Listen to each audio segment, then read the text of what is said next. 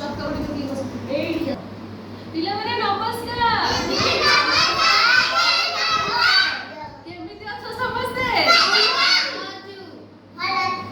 ପିଲାମାନେ ଆଜି ଆମେ ଶିଖିବା ଆମେ ଯୋଉ ଜାଣିବା ଗୃହପାଳିତ ପଶୁମାନଙ୍କର ନାଁ ହେଲା ଯୋଉମାନଙ୍କୁ ଆମେ ଘରେ ପାଳିଥାଉ ହେଲା। କିଏ କିଏ ଜାଣିଛ କହିଲ ଗୃହପାଳିତ ପଶୁର ନାମ? ତମେ ଜାଣିଛ କହିଲ?